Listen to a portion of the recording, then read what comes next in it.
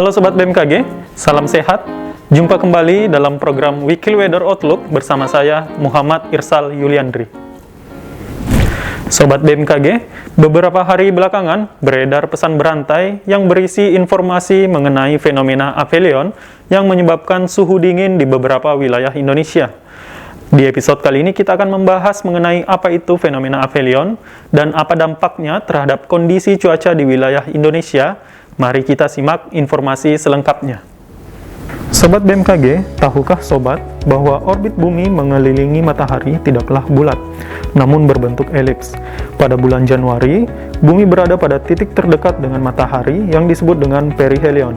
Sebaliknya, pada bulan Juli, bumi berada pada titik terjauhnya yang disebut dengan aphelion.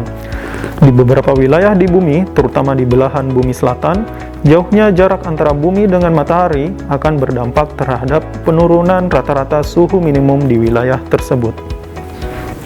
Di sisi lain, fenomena suhu udara dingin sebenarnya merupakan fenomena alamiah yang umum terjadi di bulan-bulan puncak musim kemarau, antara bulan Juli hingga September. Saat ini sebagian besar wilayah Indonesia sudah memasuki puncak musim kemarau, khususnya untuk wilayah Pulau Jawa hingga Nusa Tenggara Timur. Lalu, mengapa suhu udara dingin masih terjadi di musim kemarau ini? Belakangan hari ini, beberapa wilayah di Indonesia merasakan suhu udara yang cukup dingin. BMKG mencatat dari tanggal 1 hingga 12 Juli 2021, suhu minimum paling rendah terjadi di Kota Manggarai, Nusa Tenggara Timur, di mana suhu udara minimum tercatat 10,1 derajat Celcius.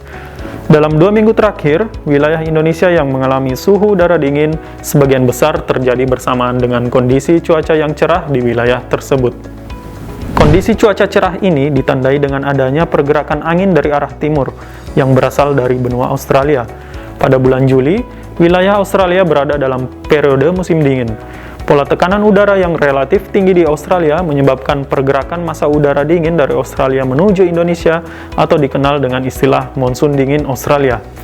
Selain dampak angin dari Australia, berkurangnya awan dan hujan di Pulau Jawa hingga Nusa Tenggara turut berpengaruh ke suhu yang dingin di malam hari.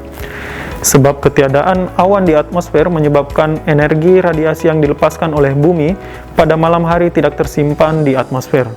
Kemudian langit yang cenderung bersih tanpa awan akan menyebabkan panas radiasi balik. Gelombang panjang ini langsung dilepas ke atmosfer luar. Hal ini menyebabkan udara dekat permukaan terasa lebih dingin, terutama pada malam hingga pagi hari. Lalu bagaimana dengan kondisi cuaca sepekan ke depan untuk wilayah Indonesia? Berikut informasinya. Angin timuran diprediksi masih dominan akibat dari kuatnya monsun Australia dalam sepekan ke depan. Monsun Australia konsisten mengakibatkan angin berembus kencang hingga mencapai 30 knot pada lapisan menengah hingga atas. Hal ini menyebabkan potensi pembentukan awan hujan di wilayah Indonesia, terutama belahan bumi selatan, cenderung rendah. Kemudian Madden-Julian Oscillation berada pada posisi di Samudra Hindia atau di fase 3. Diperkirakan seminggu ke depan akan bergerak memasuki wilayah maritim kontinen, walaupun dengan intensitas rendah hingga menengah. MGO cukup berpengaruh pada kenaikan curah hujan di wilayah Indonesia, terlihat dari peningkatan konvektif, khususnya di wilayah tengah dan timur Indonesia, termasuk diantaranya Sulawesi, Maluku, Maluku Utara, Papua, dan Papua Barat dalam 3 hingga 5 hari ke depan. Aktivitas gelombang Kelvin yang cukup aktif diperkirakan berada di sekitar Sumatera bagian utara, Kalimantan bagian selatan, Jawa, Kepulauan Nusa Tenggara, Sulawesi bagian tengah dan selatan, Maluku Utara, Maluku, Papua Barat, serta Papua. Sedangkan gelombang Rossby ekuatorial cukup aktif di sekitar wilayah Kalimantan bagian utara, Sulawesi bagian utara, Samudra Hindia, Selatan Jawa, dan Samudra Pasifik, sebelah utara Kalimantan hingga Papua dan Filipina.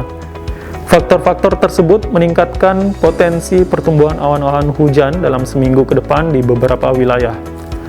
Anomali suhu muka laut hangat terindikasi dengan South Oscillation Index dan Indian Ocean Dipole Mode yang sedang signifikan dan memberikan potensi pembentukan awan hujan di sebagian Sumatera bagian selatan, Kalimantan, Sulawesi, Kepulauan Maluku, Papua Barat, dan Papua.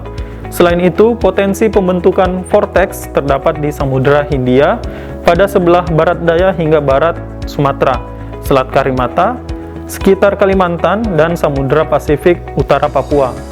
Faktor-faktor tersebut mempengaruhi pola konvergensi dan belokan angin yang diperkirakan mendominasi wilayah Sumatera bagian selatan, Kalimantan, Sulawesi, Maluku Utara, dan Papua Barat.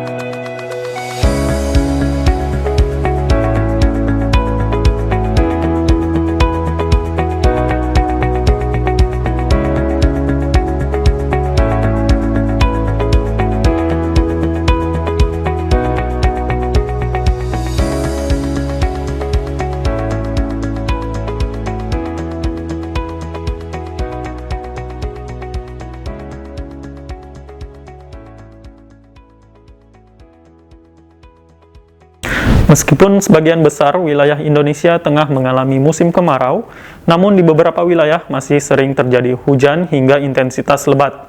Oleh karenanya, masyarakat diimbau agar tetap waspada dan berhati-hati terhadap potensi cuaca ekstrim seperti angin kencang atau puting beliung, hujan lebat disertai kilat atau petir, hujan es, dan waspada terhadap dampak yang dapat ditimbulkannya seperti banjir, tanah longsor, banjir bandang, genangan, angin kencang, pohon tumbang, dan jalanan licin dalam sepekan ke depan.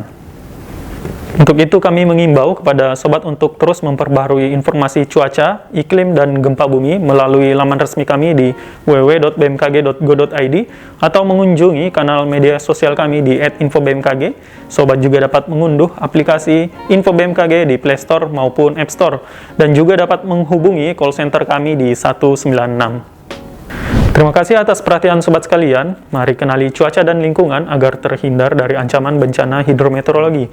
Tetap patuhi protokol kesehatan dengan cara memakai masker, mencuci tangan, dan menjauhi kerumunan. Salam sehat dan sampai jumpa.